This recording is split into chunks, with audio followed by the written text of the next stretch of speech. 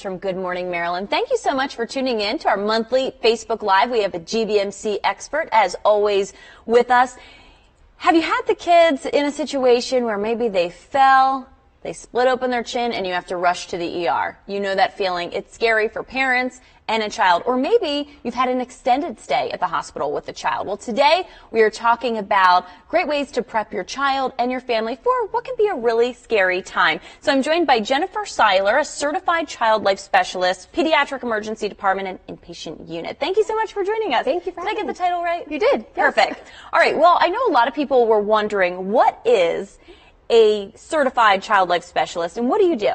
Yeah, so our main job is to normalize the hospital experience for patients and families. We know usually it's not a typical environment that families go into. It's foreign, so we help to normalize it by providing fun activities and also providing education about what is about to happen for their hospitalization. You said you're a mom, so you know how terrifying it can be to have to walk into an emergency room, especially for maybe the first time. Sure. Right? And so it's nice that you're on the other side, but you've been there before. Absolutely. It's definitely a place that you never plan that you're going to be. So some visits you are just rushing there. You don't have time to pack the bag of things to help your child, and that's why we have child life specialists to have the fun normalizing things and education tools to make their stay as easy as possible. Yeah, I have to imagine that you love kids. How did you get into this field? Yeah, so I, growing up, always thought I was going to either be a teacher like my mom, and my dad's a teacher as well, or a nurse. And this actually profession blends the two professions beautifully together. So I work side by side with nurses and doctors, and I also have the opportunity to teach and educate about kids' illnesses, their injuries, their body, and about procedures that are happening. Great. Well, while we're chatting, I want to invite everyone to jump on Facebook and ask any question to Jennifer that you may have. This is a great time to talk to an expert, to talk to a specialist who's inside the hospital. Maybe you've been in the position and you've been there before. You have a question just in case something happens. So jump on. Have this conversation with us. We have the expert here. Okay, so moving along to some questions that were submitted before.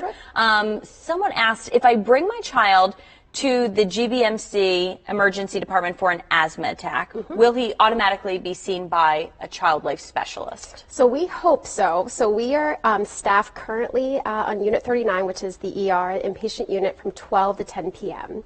So we make assessments of who needs our services the most. So it could be the kid who's having a really hard time with his nebulizer treatment because of their age. They're having a really hard time coping. But we're also assessing what other needs are on the unit as well. So we're hoping you will see us at least once. But if you are that parent and you know your child's very anxious or having a hard time, ask the nurse or the doctor, hey, I heard about Child Life. Could you have a child life specialist swing by, and we'll make sure to hopefully meet your kid. Okay, what if English is not your first language? That's not a problem at all. We always say in our profession that play is a universal language for kids. So play is basically the foundation of what we do as child life specialists. So we use play to help normalize and teach. So you don't have to speak the same language to play, which is great. Now we know that the communication part is very important. So we have phones that we use at GBMC that we can help with translation. So I have prepared for procedures. I have helped with questions families and children have, all through that phone and a translator. Okay, so talk about the role of a child life specialist. How does it differ when you see a child who's just in the emergency room compared to a child who's maybe there for an extended stay? Sure. So that's all a part of our assessment of where our needs need to go and who maybe we see first. So things that we look into is age, why they're here, if parents or caregiver presence is there, maybe what tests or procedures are happening down during their visit. So we kind of take that all into consideration and just, you know, we go with the first patient that we think is the most crucial, and then we'll just kind of work down our list. Okay. Lisa on Facebook says, suppose a child is too scared to the point that he or she does not want to go into the hospital at all. Yeah, so that happens a lot. A lot of parents actually have really, misconceptions maybe about the hospital, or they've had their own personal experiences. So we really say a lot of the preparation starts at home. I encourage families to buy medical books. I have a 2-year-old, so we have Curious George Goes to the Hospital. We have a bunch of different fun books about the hospital and going to the doctors. We have play medical kits. That's a big part of what we do when kids come in, is we'll use play materials. They'll play with the stethoscope, play with the blood pressure cuff, for example, but they can also do that at home, and that helps them just become familiar with the equipment that they're going to see. They're also going to see this stuff at the doctors as well. So a lot of that prep can be done at home with families. Now, if they're terrified in the moment, maybe something happened, you as the parent, my child had a laceration, had to be brought in, it catches you off guard. The best thing you can say to your child is the hospital is a safe place. This is where kids go when they're sick or need help, and everyone there is to help you. And then we'll meet you right where you are and help support you and your child through your visit. Right. Speaking of safe places, I've heard that you work in conjunction with the GBMC SAFE program. Yes. So for people who don't know, just briefly talk about the SAFE program and what does that mean? Sure. So the SAFE program is a program that is wonderful at GBMC that we have it. It is the sexual abuse department. So these are children who have been sexually abused. They're coming in for an exam, and our job is to help prepare them for what their exam looks like. So we have a prep book that shows them where the room is. I have a prep kit that shows how the exam is going to go and the materials that the doctor is going to use. I'll talk about this a little later, but we have blank cloth dolls that will kind of model the exam on them, so they feel fully prepared before entering into their exam. Yeah, you have to imagine how tough that is for a child, especially, the GBMC SAFE program, it's great work, but these kids are going in for these traumatic incidents, and it's just heartbreaking to think of. So I'm sure that, having you guys there to help, Sure. Is huge. Okay, what is one of the most common ways you assist children in the ED and inpatient unit? Somebody wrote that in. Yeah, so again, our main role is to provide play opportunities. So like I said before, we want to create a safe environment. So the hospital is a safe place to come. So they might be introduced to Uno or a board game or crafts. Right now we're doing, Easter egg coloring at the hospital because it's around Easter time, just to make the hospital a safe place. It also makes the medical team safe as well. So you might see nurses and doctors, playing in with a game. If they have time, or decorating an egg, they are also safe people. So we want them to know it's a safe place, so they hopefully utilize healthcare and their doctors in the future. And then we also use play, like I said before, to prepare for things such as IVs are very common in the ER setting and also going inpatient. So we use real medical equipment, and we use play, like with this doll, to teach them about the steps that are about to happen and the sensations they're about to experience. We have a question coming in on Facebook. Do you provide any resources or education for parents? Yes, so we definitely treat the family as a whole unit. So we know if the parent is anxious, most likely the child's going to be anxious as well. So a lot of our work is done with both parties involved. So I've had parents reach out, for example, maybe their child's having surgery in a couple weeks or a month, and they want to know what to do prepare. So I might recommend those books we talked about, the play equipment, maybe coming into the hospital to have a hospital tour to see the hospital, see the environment prior. And then if they're in the moment in the hospital, I'm going to also prepare the family. A parent's main job is to support their child. And a lot of times they feel stripped of that right when they're in a hospital setting, maybe because they don't even know what to do. They don't know what's happening. So I'm also going to prepare the parent of what to expect, if it's a procedure, maybe how they can help their child, a position they could hold them in, or, singing a favorite song that the child knows. So we're going to keep them involved as much as we can. Yeah. You said, you think of it as a whole, the whole family. Is it ever beneficial to separate the parent and child? Because there are some parents who might have a lot of anxiety, it might be harder on the parent than it even is on the child. Absolutely. And I get this question a lot. So you know your child the best. So if you separating is going to be so traumatizing for your child, it's hard for parents to step away if they know that they're uncomfortable. So my biggest thing is I talk to parents prior to when these situations arise that maybe, so let's think worst case scenario. scenario, and I think of stitches when this comes to mind a lot. A lot of parents sometimes are very uncomfortable with seeing their child upset or seeing blood. So if you as the parent are there supporting your child and you end up passing out or something happens, your child, who might be coping really well in the moment, might not be so much when they're worried about you as the caregiver. So if you think you are one of those parents, it's okay to step out. We're going to prepare the child. You can tell your child, mommy or daddy doesn't feel comfortable being in the room, but we're going to be right outside. But I want you to hold this special item. And maybe it's a jacket, maybe it's keys, letting the kid know, I know mom or dad or my caregiver is going to come back. So that's absolutely fine. But we do try to keep them involved, and there are ways, something called positions of comfort, where parents can hold. I know when I held my child who needed stitches, I actually did not see the stitches from the position I was holding, so that might be an option if I know a parent really wants to stay in the room but can't look at the sight of blood. Right. We might try to figure out a way for them to hold, for them not to see as well. So Yeah. we kind of work with the family of what's best. Right. Sounds like these little things make a huge difference. Yeah, and that's the beauty of Child Life, that we have the time to do it. We have the time to prepare, to talk, while nurses and doctors, they are managing a whole unit. They have other patients, and nurses and doctors, they don't want to deal with, kids who are fighting or resisting. It's much easier to deal with a family or a patient who is calm. Okay, so we had another question coming in. Is there any post-visit follow-up with the family by the Child Life Specialist to check on how the child is doing after they leave? Yeah, so this answer, it depends on what setting Child Life is present in.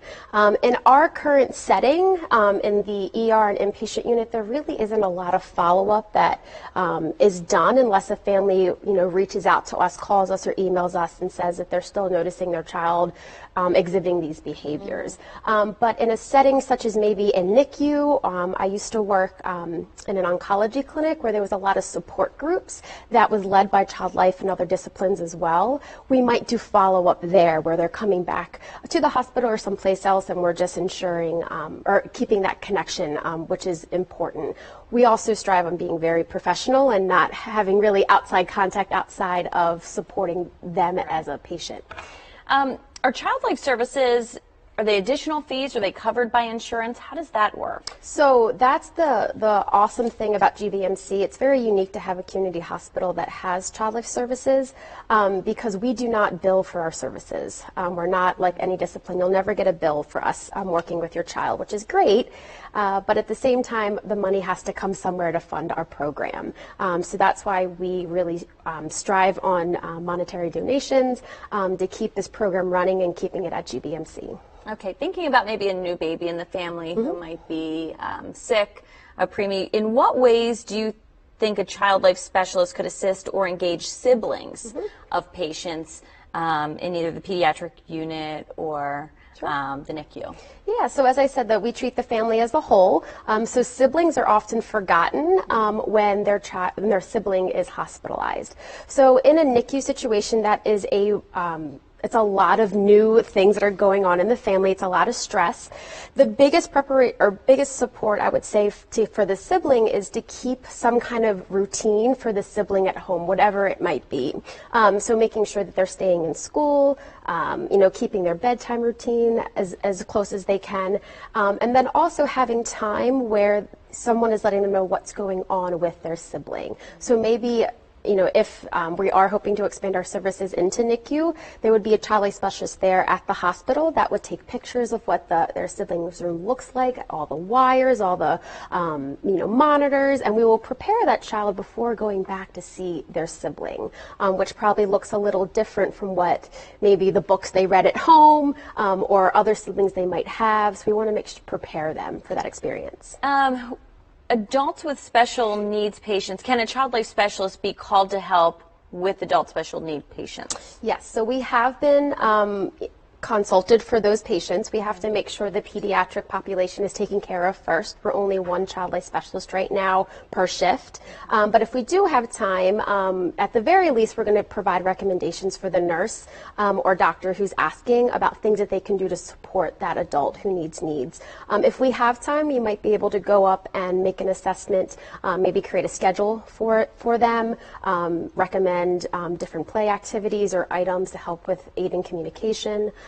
If we have time, we will definitely support. And tell me again, if you go into the ER or, it's an extended stay, will you meet with the family right away? Do you have to ask for the services? So it can be either or. So usually we have a very good pulse on what's going on the unit. And like I said, we're constantly making assessments of where our services are best needed. And so we meet patients before they even know maybe we're even there. Gotcha. Okay, but good. like I said, parents can always ask, is there a child life specialist present? Okay, perfect. Let's see. Corey on Facebook asked, what is the biggest piece of advice that you would give to a patient who has a child who is scared to go to the hospital? And I know this is a question you've been getting often, but people just joining us on Facebook, thank you for that question. Yeah. Biggest piece of advice that you can give to parents. So like I said before, the preparation at home, go and get those medical kits, the medical books, maybe bring your child to your own doctor's appointment so they see that the doctors and nurses are awesome people and they're here to help. In the moment, again, the biggest thing you can say is that the hospital is a safe place, and it's great for kids when they're sick or an injury happens. If they're super anxious, ask for a child life specialist, when you walk in, or take a time out. When you get there, let's talk about what is going on in the room. Who's going to come into the room? The nurse is going to come and get your vitals first, and to kind of break it down step by step. And if you don't know, as a parent and the telespecialist isn't there, you can always ask the nurse, can you tell me what this is going to look like? Yeah. A great question that just came in. Will the same specialist stay with the patient, or are they assigned various ones? So it is a really good question. Currently, our model at GBMC, we are only one child life specialist working per shift. So from 12 to 10, you get the same child life specialist. There is one day where there's a little bit of overlap. But if you come in and work, let's say with me one day, you might not see the same child life specialist if you come in on a Thursday or a Friday. Gotcha. Another question. When it comes to a procedure, will the doctor or nurse talk them through it, or the child life specialist? So part of our job is to educate the medical staff as well. So I have done different classes on how to, talk with kids about procedures. We would hope that a child life specialist can be there to prepare, but we don't work 24/7. We are one person, and we can't be in more than one place at once. So nurses and doctors, they are trained to help talk about how to break down a procedure, but we would prefer to have a child life specialist there who can really take them through and have the time to really explain and develop a coping strategy. Gotcha. Now, you brought some props with us. I don't want to forget about these. So talk about what you brought today. Yeah, so I keep referring to my friend here, the blank cloth doll. So this is something that we use as a teaching tool very often. So IVs, like I said, are something that happens a lot in the hospital and something that kids are most fearful for. I feel like when I walk into the room, the first question I get is, am I going to get a needle? Mm-hmm. So if they do need to get a needle, not all kids need needles when they come in, we're going to take them through each step. So I'm going to bring in all real medical equipment. This is real IV equipment and the equipment they're actually going to have on them. And we will let the kid play with it. They play with it. They feel with it. They learn that, and this is my badge, I always keep the straw of the IV on my badge to show them that that's actually what stays into their vein. A lot of parents and patients think the needle stays in, and it's just the straw. So we go through each step. It allows them to play in a fun environment, and then also to ask questions they might have. If there's any misconceptions, we're going to clear them up. And then we're also going to develop a coping strategy. So maybe this child during their IV wants mom to hold them. So they'll hold in the position like this for the IV. Or maybe they want to blow bubbles with me. Or maybe they want to do an I Spy book or do something. We have a fun Find It cute little thing where you find fun items that are in this little tube. We also, for kids who are really upset about the sensation of the needle going in, this is something called Buzzy. And we use this often where it vibrates. Okay. And then there's also an ice pack if the kid needs another sensation. So the child is focusing on two different sensations or just the vibration instead of the sensation of the needle going in. Okay, I would like that for my next. Yes. And then anything that happens to a child in the hospital, we can play with this blank cloth doll. So for example, neb treatments, it's, we're just getting over flu season. This is an actual nebulizer mask that we can play with. So before they get their treatment, we can play with it if it becomes familiar with the child, less threatening, and again, develop some kind of coping to get them through that procedure. So just a lot of ways to help them feel a little more comfortable, a little more at ease. I mean, the kids are resilient, and they are. I swear, they are stronger than adults, I think. Yes. Oftentimes it's more traumatizing for the parents than it is for the kids, and that's why I love pediatrics. Yeah, they are great. All right, so what ways can viewers support Child Life Services at GBMC? Is there a direct way? Yeah, so like I said, you can, if you're wanting to give back, I think on the live feed you can comment and we can kind of get back to you of how you can support us. We are always in need of, if you're a sewer, making these blank cloth dolls or hospital gowns. I have a model. All you have to do is literally just sew and stuff, and everything else is provided for you. So we always need these. We also, like I said, we strive on monetary donations. We're looking to expand our services into other pediatric settings. So if you would like us to stay, or maybe you've worked with us and don't want to see us go away, monetary donations are also very helpful. And also normalizing toys and activities. So new board games, card games, movies, arts and craft supplies. We're constantly, either things are getting broken or walk away from the unit.